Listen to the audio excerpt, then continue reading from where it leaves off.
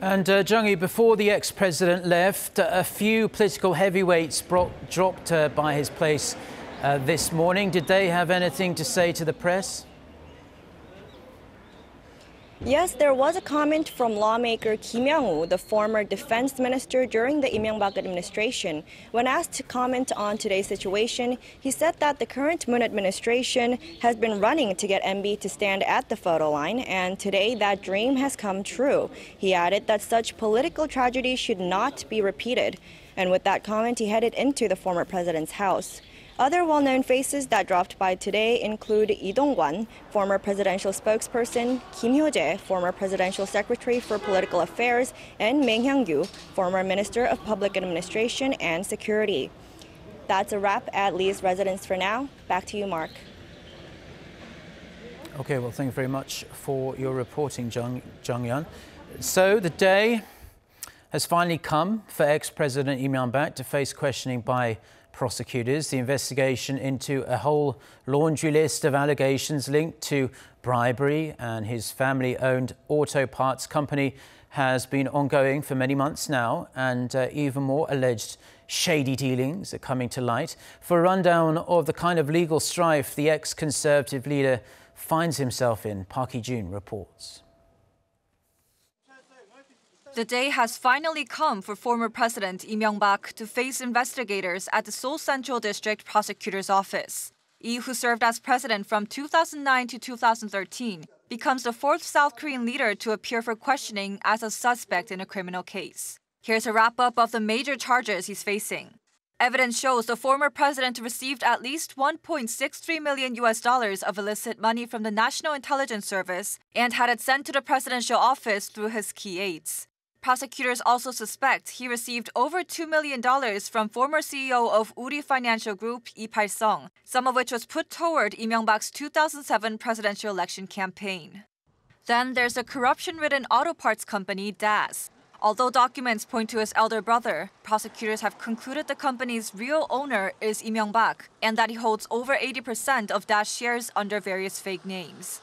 One of the major allegations includes Samsung Group paying over $5.5 million in legal fees to a U.S. law firm to cover DAS's legal costs. Investigators also identified slush funds totaling to more than $28 million managed by DAS between 2003 and 2008. A large part of those funds are believed to be managed by Lee Myung-bak and his family.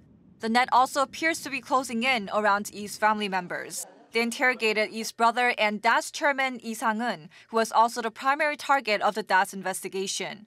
So was Lee Myung-bak's son, Lee Si-young, an executive of the company. Meanwhile, Lee's eldest brother and former lawmaker Lee Sang-duk was summoned for bribery allegations, mainly on receiving dirty money from the intelligence agency and Lee Sung for the ex-president. Also accused of bribery, Lee's son-in-law Lee Sang-ju, an executive at Samsung Electronics and husband to the former president's eldest daughter. Both have admitted to some of their charges. But the former president's charges extend beyond bribery. Lee Myung-bak faces additional charges related to violation of law on the management of presidential records and violations related to election law. He's expected to continue to deny all the allegations during his interrogation. Park Hee-jun, Arirang News.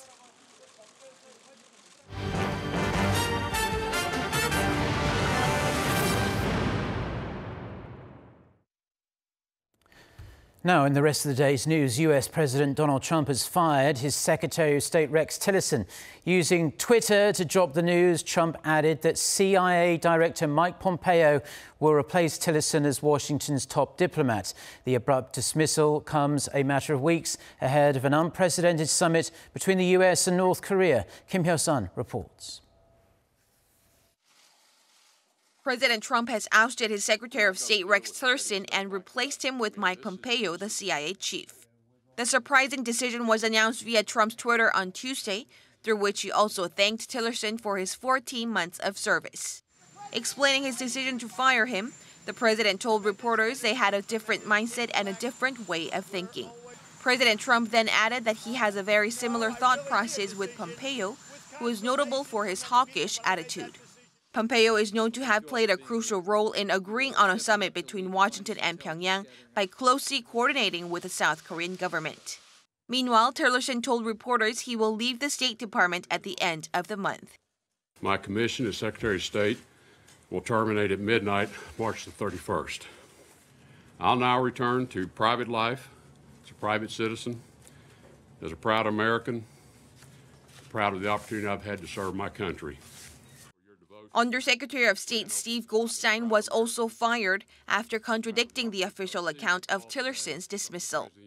Vacancies within the higher echelon of the State Department will present a major challenge for Pompeo as he prepares for an unprecedented meeting between President Trump and North Korean leader Kim Jong-un following his Senate's confirmation hearing in April. Kim Hyo-sun, Arirang News. Now, South Korean Foreign Minister Kang-hwa's planned visit to Washington is being reviewed after the sudden dismissal of Rex Tillerson. Kang was scheduled to travel to Washington on Thursday to meet with Tillerson and discuss preparations for the upcoming summits between their presidents and North Korean leader Kim Jong-un. However, in a bombshell announcement on Tuesday, President Trump said he was replacing Tillerson with Mike Pompeo. A ministry official says the foreign ministry plans to make a final decision on the trip following an internal review and consultation with the US. South Korea and Russia have agreed to continue working together to resolve the North Korea crisis by peaceful means, meeting with Russian Foreign Minister Sergei Lavrov in Moscow on Tuesday. President Moon Jae-in's special envoy Jung Eui-young said Russia has played a constructive role in inviting North Korea to dialogue. Jung said the two agreed on joint actions to ensure the success of upcoming meetings between the leaders of the two Koreas, as well as the US-North Korea summit in May. Jung will return home on Wednesday. And we move to Japan, where President Moon Jae-in's special envoys sat down with Prime Minister Shinzo Abe on Tuesday to deliver the results of his recent visits to Pyongyang and Washington. Our Hwang Oh-jun reports. According to the Blue House, the meeting was originally scheduled for 15 minutes, but lasted over an hour. I came here today to deliver a message from President Moon Jae-in that cooperation between Japan and South Korea is essential to maintaining the progress towards peace on the Korean Peninsula that started with the 2018 Pyeongchang Olympics. In the meeting with South Korea's Intel chief Seo Hoon, Japanese Prime Minister Shinzo Abe expressed his gratitude for President Moon Jae-in sending a special envoy to explain and detail the results of the recent talks in Pyongyang and the US. He said he respects President Moon's leadership for bringing about change and progress in inter-Korean relations and for taking steps toward the denuclearization of the peninsula. He also called those achievements the byproducts of close cooperation among Seoul, Washington, and Tokyo. There's been speculation that North Korea is simply trying to buy time, agreeing to two summits one after the other, but Abe told Seoul he doesn't believe that's the case. He welcomed the push for dialogue and promised Japan's support and cooperation for a successful summit between the two Koreas, as well as between Pyongyang and Washington. Prime Minister Abe stressed, though, that North Korea has to act on its promises. It is extremely important that North Korea takes specific steps toward denuclearization, that these words become a reality. Seo Hoon arrived in Japan on Monday and met first with Japanese Foreign Minister Taro Kono, who said Tokyo would work closely with Seoul and Washington and referred to the situation a near miracle. Seo is set to return back to Korea Tuesday night. Hwang Oh-jun, Arirang News. Now, the number of newly employed people in Korea increased by its slowest pace since January 2010 in February, only edging up by 104,000. Statistics Korea says the total number of people employed stood at over 26 million last month, and the increases came in the construction, defense and public administration sectors. It attributes the downturn to the country's sluggish manufacturing, wholesale and retail sectors and low economic activity due to the cold weather. The so-called real youth unemployment rate, or that perceived by young people, stood at around 23%. The OECD has upped its growth forecast for the global economy for this year and the next, but has issued a warning over the rising tide of trade protectionism. The agency raised the forecast to 3.9% for both years, adding that improvements are expected in almost every nation minus Russia. The report attributed tax reform and government spending in major economies as the main factors behind the upward revision. For South Korea, the OECD kept its forecast at 3% for this year and the next, but added that recovering global trade and government policies like the minimum wage hike will support growth. South Korea's export-import prices for February inched up from the previous month on the stronger Korean won. According to the BOK on Wednesday, export prices rose 1% on month on the back of a rise in chemical and electronics prices. Import prices also rose 0.7% on month, despite a fall in global oil prices. They fell by over 5% on month to around $63 a barrel. The BOK said the prices were mainly affected by the appreciation of the Korean won against the greenback.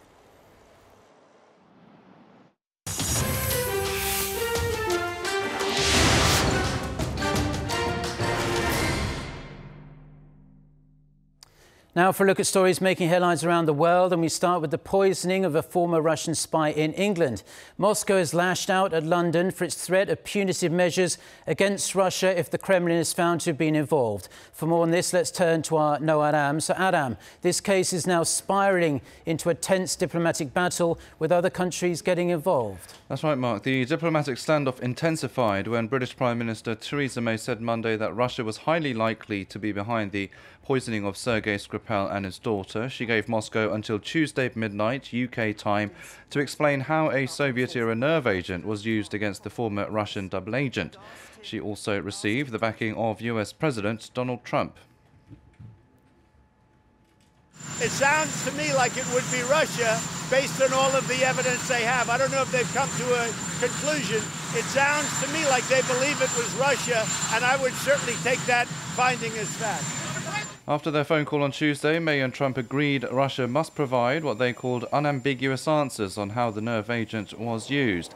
The European Union also showed its support for the UK. The bloc's High Representative for Foreign Affairs, Federica Mogherini, described the attack as shocking, adding that the EU stands with the UK in pursuit of justice. However, Russia has repeatedly denied any involvement in the case and lashed out at the UK. It said it won't respond to the British ultimatum unless it gets samples of the nerve agent in line with rules of the International Chemical Weapons Watchdog.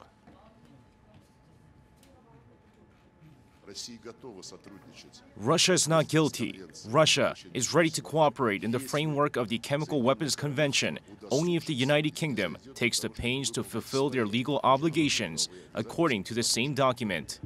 Moscow's foreign ministry also warned Britain that it would sternly respond to any threats of sanctions, which includes shutting the UK office of Russian state media RT. The ministry said not a single British media outlet will be able to work in Russia if RT is closed. Now that the midnight deadline has passed with no response from Russia, eyes are now on what steps Prime Minister May will take following the attack on Skripal. In other news, the Japanese government has approved a proposal to lower the age of adulthood from 20 to 18. It paves the way for 18 and 19-year-olds to get married and sign contracts without the consent of their parents. However, they will still have to wait until they are 20 to smoke, drink or gamble. The proposed bill will need to be voted on in Parliament and, if endorsed, will take effect in the year 2022. It would change the definition of an adult under the Civil Code for the first time since the late 19th century. 4 US scientists and a contractor stranded in an Antarctic camp have been rescued by the Argentine Navy. They were to be picked up by an American icebreaker, but it wasn't able to reach them due to thick sea ice. The 5 were carrying out research on Joinville Island off the northeastern tip of the Antarctic Peninsula before being airlifted Monday onto another icebreaker. They are said to be in good health and will be transported to their own vessel when weather conditions improve.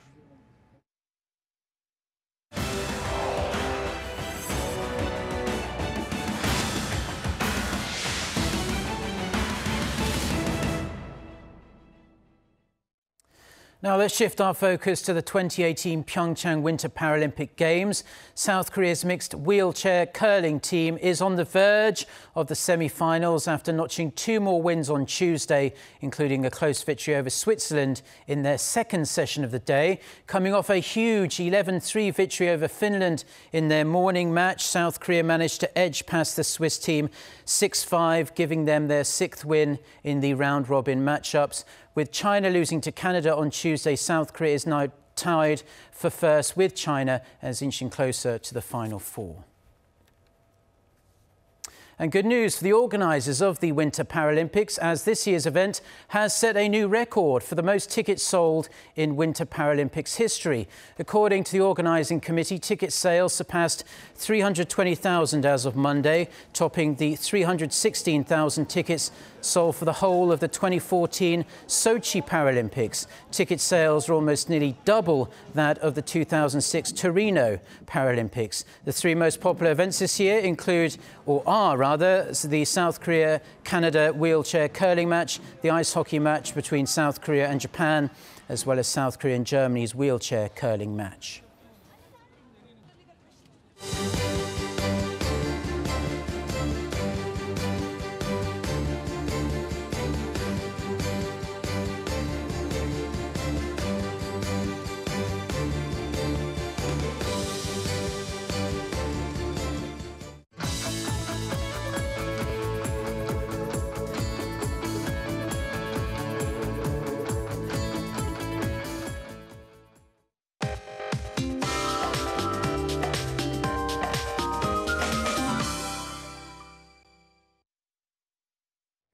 Good morning. It's going to be as pleasant as yesterday, and it's going to feel more like the end of April.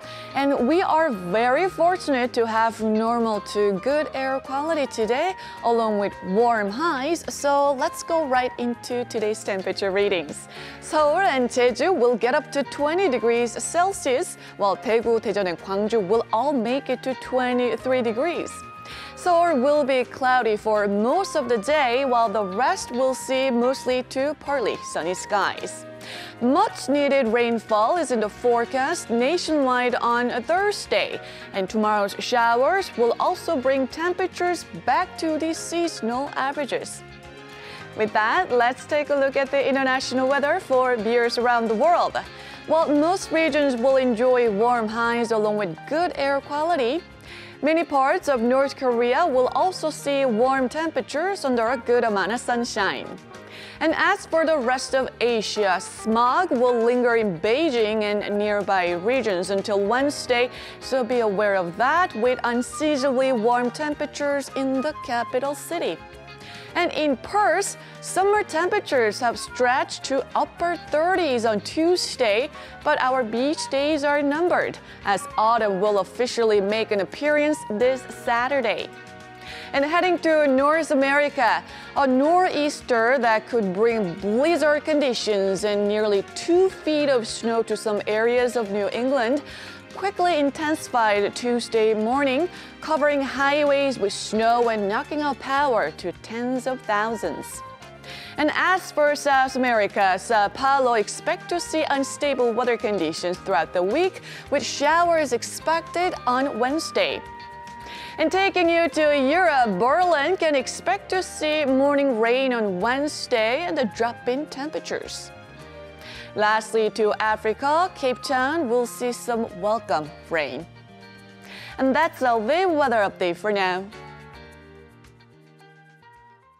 And that's where we're going to leave the news for now as well. The next bulletin is coming up at noon Korea time. So until then, goodbye.